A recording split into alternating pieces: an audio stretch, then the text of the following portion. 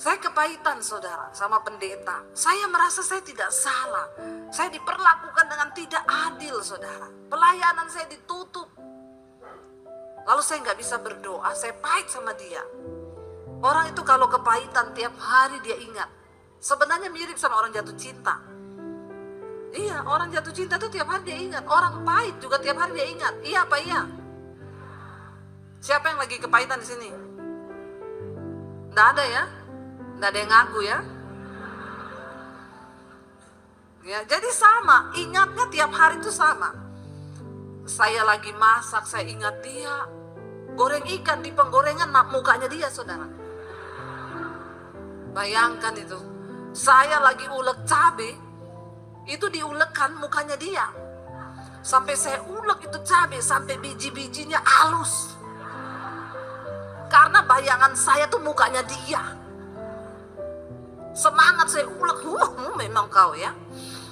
Tapi apa yang terjadi? Nggak ada damai sejahtera. Saya nggak bisa berdoa.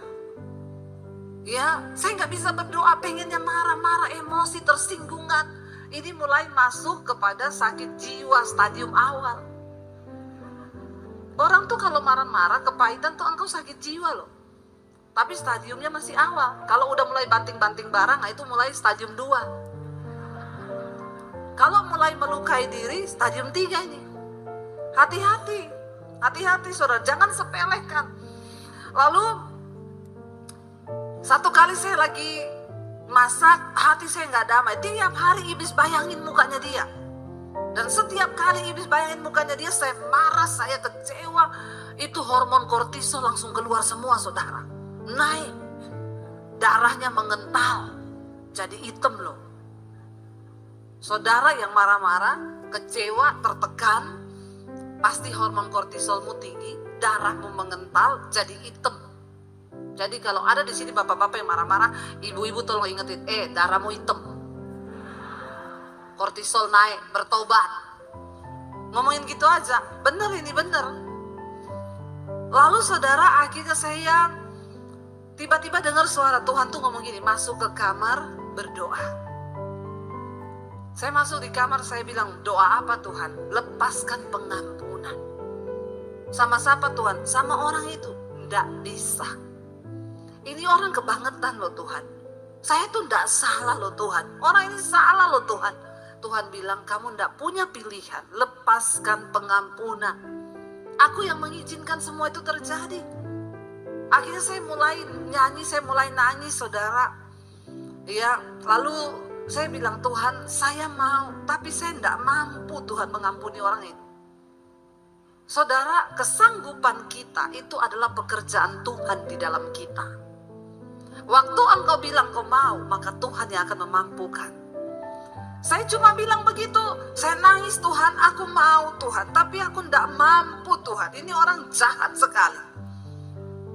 Tiba-tiba saya melihat, saya dapat penglihatan, saya berdiri di satu terowongan. Terowongan itu sempit dan bentuknya badan saya, bentuknya kepala saya, hanya ada beberapa senti di kanan kiri, dan di depan itu ada cahaya. Lalu ada suara yang bilang begini, kamu harus melewati terowongan itu, keluar dari sini. Jangan banyak gerak, jangan banyak tingkah, supaya kepalamu gak kejepit, kamu mati. Lagi di dalam terowongan itu, ayat itu saudara tiba-tiba berbicara. Sebab lebarlah jalan yang menuju kepada kematian, dan banyak orang yang memilih untuk melaluinya. Tetapi sempitlah jalan yang menuju kepada kehidupan, dan sedikit orang yang mau melaluinya. Saya baru dibukakan pengertian ayat itu, saya pikir itu ayat berbicara tentang jalan. Jalan yang lebar dan jalan yang sempit. Ternyata itu bentuknya terowongan dan sesuai dengan bentuk dan ukuran badan kita. Itu yang namanya jalan yang sempit yang menuju kepada kehidupan. Saya bilang, Tuhan saya nggak mampu, kamu harus mampu. Akhirnya saya melewati terowongan itu, saya lurus begini, saya berjalan pelan-pelan. Sambil di situ saya bercucuran air mata dan saya berkata, Tuhan aku mengampuni dia Tuhan. Tuhan bilang, sebut namanya. Nggak mampu mulut saya menyebut namanya. Saya bilang, mampukan saya Tuhan. Lalu Roh Kudus mampukan saya sebut namanya berulang-ulang Saya berdoa, saya mengampuni engkau, saya sebut namanya, aku memberkati engkau. Itu saudara kayak ada sesuatu yang lepas dari hidup saya. Dan ketika saya melepaskan pengampunan, Tuhan baru bisa bekerja di dalam hidup kita untuk menggenapi semua rencananya.